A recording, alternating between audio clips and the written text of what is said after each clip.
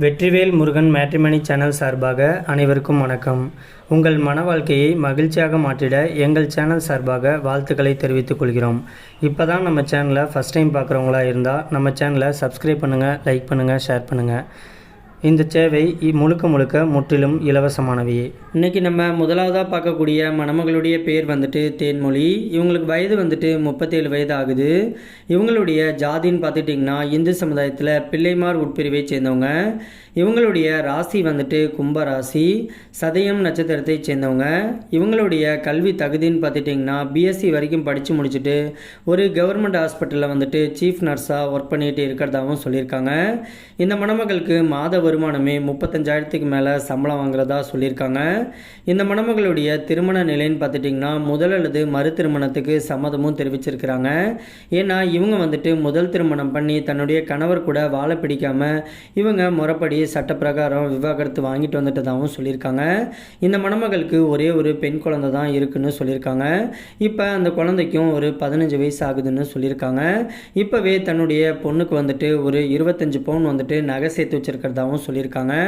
அது போக இவங்க நல்லா படிச்சுட்டு இன்னைக்கு ஒரு கவர்மெண்ட் உத்தியோகத்தில் இருக்கிறதுனால தன்னுடைய சேவிங்ஸ் மூலியமாக இன்னைக்கு இவங்க கையில் பணமாகவே ஒரு 8 லட்சம் பணம் வச்சிருக்கிறதாகவும் சொல்லியிருக்காங்க. இந்த மணமகளுக்கு வசதின்னு பார்த்துட்டிங்கன்னா சொந்த வீடு நலன்ட்டு எல்லா வசதியுமே தனக்கு இருக்குன்னு சொல்லியிருக்காங்க. இவங்க மயிலாடுதுறை பகுதியில் தான் வசிச்சுக்கிட்டு இருக்கிறதாகவும் சொல்லியிருக்காங்க.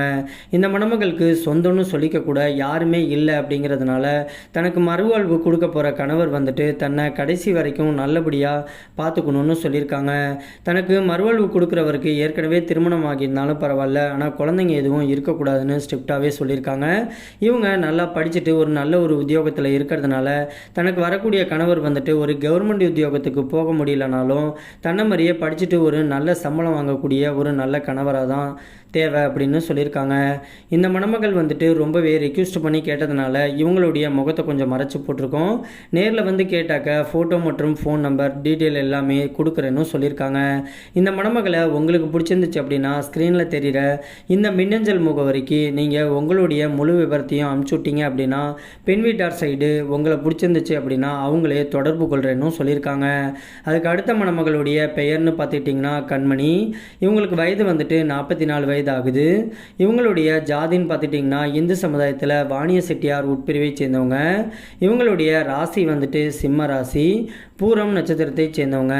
இவங்களுடைய கல்வி தகுதின்னு பார்த்துட்டிங்கன்னா பி வரைக்கும் படித்து முடிச்சுட்டு அசிஸ்டன்ட் என்ஜினியராக கவர்மெண்ட் டிபியில் ஒர்க் பண்ணிட்டு இருக்கிறதாகவும் சொல்லியிருக்காங்க. இந்த மணமகளுடைய திருமண நிலைன்னு பார்த்துட்டிங்கன்னா 2ஆம் திருமணத்துக்கு தான் சம்மதமும் தெரிவிச்சிருக்கிறாங்க. இந்த மணமகளுடைய வசதின்னு பார்த்துட்டிங்கன்னா சொந்த வீடு நிலம்ட்டு நல்ல ஒரு ஆடம்பரமான வாழ்க்கையை தான் வாழ்ந்துக்கிட்டு இருக்கிறதாகவும் சொல்லியிருக்காங்க. இவங்க தூத்துக்குடி பகுதியில் தான் வசிச்சுக்கிட்டு இருக்கிறதாகவும் சொல்லியிருக்காங்க. இந்த மணமகள் ஜாதி வயதை பற்றிலாம் எந்த ஒரு தடையுமே கிடையாது. தனக்குன்னு கடைசி வரைக்கும் ஒரு துணை இருந்தால் போதும் அப்படிங்கிறதுக்காக இவங்க இன்னைக்கு மறு திருமணம் பண்ணிக்கிறதுக்கு சம்மதம் தெரிவிச்சிருக்கிறாங்க. இந்த மணமகளை உங்களுக்கு பிடிச்சிருந்துச்சு அப்படின்னா ஸ்க்ரீனில் தெரிகிற இந்த மின்னஞ்சல் முகவரிக்கு உங்களுடைய விபரம் ஃபுல்லாத்தையும் அனுப்பிச்சு விட்டீங்க அப்படின்னா மணமகள் வீட்டு சைட்லேருந்தே உங்களை தொடர்பு கொள்கிறேன்னு சொல்லியிருக்காங்க.